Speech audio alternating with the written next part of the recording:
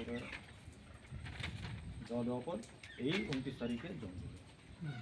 कुछ नहीं है, उनका जो भी लेटर निकलता है तो हम भी जाते हैं देने, मेरे साथ पीएम साहब भी जाते हैं देने, तो नहीं लेते हैं। इसका बाद में अभी तो हो गया कि वर्कर का भी कोई लेटर अगर निकलता है तो वर्कर को मना कर देते हैं कि लेटर मत लो, हम देख लेगा।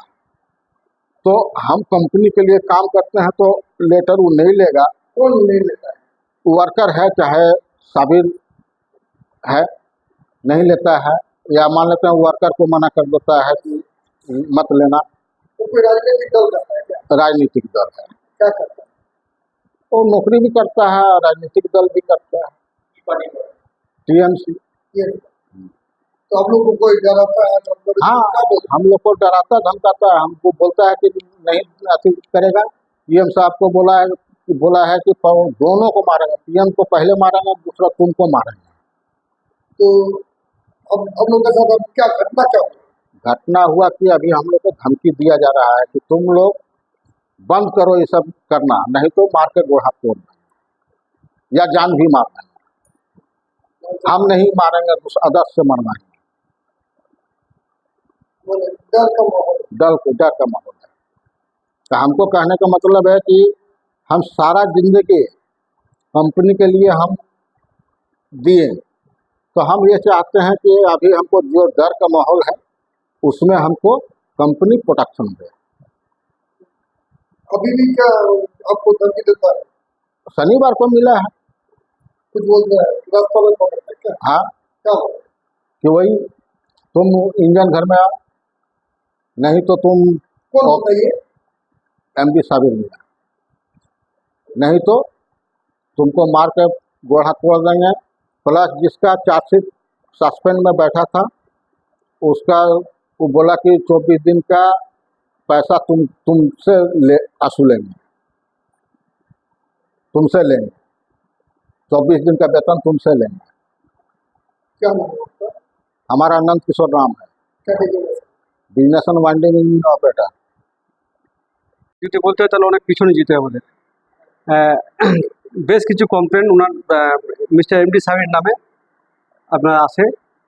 কমপ্লেনগুলো মেনলি গভর্নমেন্ট অফ ইন্ডিয়ার সিবিসি, এমওসি মানে মিনিস্ট্রি অফ কোল এবং প্রাইম মিনিস্টার দপ্তর, এমনকি সিবিআই থেকে ফরওয়ার্ড হয়ে কমপ্লেনগুলো সব ভিজিলেন্স ডিপার্টমেন্টে আছে আমাদের সিবিও সাহেবের কাছে। সেখান থেকে একটা প্রাইমারি ইনভেস্টিগেশন করা হয় যে কী আছে, ওর ডেট অফ বার্থ নিয়ে একটা ডিসপিউট আছে, অভিযোগ আছে যে ডেট অফ বার্থ উনি যে দিয়েছেন সেটা ফলস। এরকম একটা অভিযোগ করে কমপ্লেন করা হয়, বহু কমপ্লেন করা হয়। সেই কমপ্লেন বেসে আমাদের যে ভিজিলেন্স ডিপার্টমেন্ট আছে তারা একটা প্রাইমারি ইনকোয়ারি কন্ডাক্ট করে, একটা রিপোর্ট সাবমিট করে। সেখানে এটা বলা হয় যে ওর একটা মেডিকেল করে নেওয়া হোক, মেডিকেল করে এই অ্যাসেসমেন্ট করে দেওয়া হোক, করে সত্যিটা কি বায়োলজিক্যাল এজ কী আছে সেটা জানা হোক। এমডি সাবির, আমার এমপ্লয়ি এমডি সাবির এখানে ডেট অফ বার্থ 75 আছে ওনার অ্যাজ পার রেকর্ড, উনি যেটা দাবি ক্লেম করছেন। আর ওনার যে বাবার যে রেকর্ড আছে সেখানে ওনার 75 আছে। আর উনি দু জায়গা থেকে মাধ্যমিক অ্যাপিয়ার হয়েছেন, একটা হচ্ছে West Bengal board of secondary education থেকে, মারাই সনাতন বিদ্যালয় থেকে। সেখানে 2 বছর উনি অকৃতকার্য হয়েছেন। সেখানে দেখা যাচ্ছে ওনার ডেট অফ বার্থ 79 আছে। তারপরে ওনার ডেট অফ বার্থ উনি 75 ক্লেম করছেন, বিহার থেকে একটা সার্টিফিকেট যেটা অথেন্টিকেট করা যায়নি, যে সার্টিফিকেটটা অথেন্টিকেট করা যায়নি। আর উনি কখনও অরিজিনাল সার্টিফিকেটটা প্রডিউস করেনি। ওকে বহুবার চিঠি করা হয়েছে, উনি সবসময় বলেছেন যে আমার পাসপোর্ট অফিস জমা দেওয়া আছে, নইলে উনি বিভিন্ন বাহানা করেছেন, দেননি। যাই হোক, তো এই বেসিসেই একটা ইনকোয়ারি কন্ডাক্ট হয়। কন্ডাক্ট করার পরে ওনাকে আমরা চিঠি করি যে আপনি এই জাজমেন্ট বোর্ডের অ্যাপেল মেডিকেল বোর্ডের কাছে আপনি আসুন। উনি যাননি, উনি সিঙ্গেল বেঞ্চে অ্যাপ্লাই করেন ওই ডিসিশন এগেনস্টে। সিঙ্গেল বেঞ্চ প্রথমে ওনাকে স্টে অর্ডার দেন, আমাদেরকে মানা করেন, আমরা সেই মতো চুপচাপ থাকি। সিঙ্গেল বেঞ্চ তার রায়ে বলেন যে যেহেতু একটা প্রাইমারি ইনভেস্টিগেশন চলছে, এই ইনভেস্টিগেশনে আমাদের করার দরকার নেই, ওকে পার্টিসিপেট করতে বলে। তারপর আমরা আবার ওকে চিঠি করি, উনি আবার ডবল বেঞ্চে যান। ডবল বেঞ্চে কিন্তু সিঙ্গেল বেঞ্চে রায় বহাল রাখেন। তারপর ওনাকে 5 টাইমস আমরা চিঠি করেছি, 5বার চিঠি করার পরে উনি অ্যাপিয়ার হননি। তো হেডকোয়ার্টার নির্দেশে আমরা ওনাকে একটা চার্জশিট করি, চার্জশিটে আমরা সাসপেন্ড করিনি, কিন্তু ফ্রড কেসে এমপ্লয়মেন্টেরই আছে, তাতে আমরা সাসপেন্ড করিনি। আমরা ওনাকে বলেছিলাম যে আপনি এফআইআর হন মেডিকেল বোর্ডে, উনি এফআইআর হলেন না, আমরা চার্জশিট করলাম। বিভিন্ন রকম আমাদের যে স্ট্যান্ডিং অর্ডার আছে, স্ট্যান্ডিং অর্ডার যে ইয়েতে আছে সেই 5টা ইয়েতে আমরা ওকে চার্জশিট করি। চার্জশিটের কপি উনি নেননি, ওনার বাড়িতে আমরা পাঠাই চিঠি, বাই রেজিস্ট্রি পোস্ট বা স্পিড পোস্ট, বোধ চিঠি ঘুরে আসে, উনি রিসিভ করেন না চিঠি। আর এটা একদিনে প্রবলেম নয়, আর উনি কলিয়াতে যে ওনাকে চিঠি দিয়ে যাবে তাকে উনি মারবেন, ধরবেন, হুমকি দেবেন, এই হচ্ছে ওনার কাজ। আমি নিজেও দিতে গেছি ওনাকে চিঠি, 2বার ওনাকে চিঠি দিয়ে গেছি, উনি নেননি যাকে।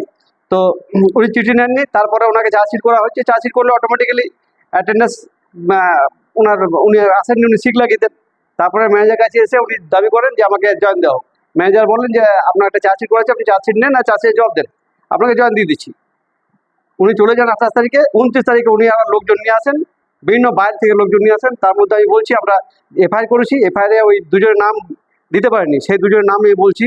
একটা হচ্ছে সুবীর ব্যানার্জি, চেলক গ্রামে সম্ভবত বাড়ি, জেলা পরিষদের উনি মেম্বার, সম্ভবত কর্মাধ্যক্ষ। আর একটা বিবেক মণ্ডল, পিওর সোর্সের কলিয়ারির কেকেসি সম্ভবত সেক্রেটারি। এই দুজন ট্রেনে হিসেবে ম্যানেজারকে বার করে নিয়ে যান, যেটা ওনাদের অভিযোগ, ম্যানেজারের অভিযোগ যা আছে সে অনুযায়ী বলছি, ওটা আমি দেখিনি, আমি তখন বাড়ি ছিলাম। ট্রেনে হিসেবে বার করে নিয়ে যান এবং ওনাদের অ্যাসাল্ট করেন, মারধর করেন, বলে তোমাদের নাঙ্গা নাচাবো, নাঙ্গা প্যারেড করাবো, জামা প্যান্ট খুলে দেবো, নানাভাবে হেনস্থা করেছে ওদের। এই হচ্ছে আপনার ফ্যাক্ট। এরপরে যা হেডকোয়ার্টার আমাদের বলবো, আমরা হেডকোয়ার্টার কমপ্লিট করেছি। আমাকে হুমকি দেওয়া হয়েছে, আমাকে প্রাণনাশের আমাকে হুমকি দেওয়া হয়েছে। হ্যাঁ, ভয় তো রয়েছে, আর সাবধানে যাওয়া আসা করছি, সাবধানে যাওয়া আসা করছি, ভয় রয়েছে। হ্যাঁ, নিরাপদ দাবি জানিয়েছি আমি আমার ম্যানেজমেন্টের কাছে। এটা উনি কেকেসি সেক্রেটারি, আর উনি রানীগঞ্জ পঞ্চায়েত সমিতির সহকারী সভাপতি, টিএমসি কেকেসি।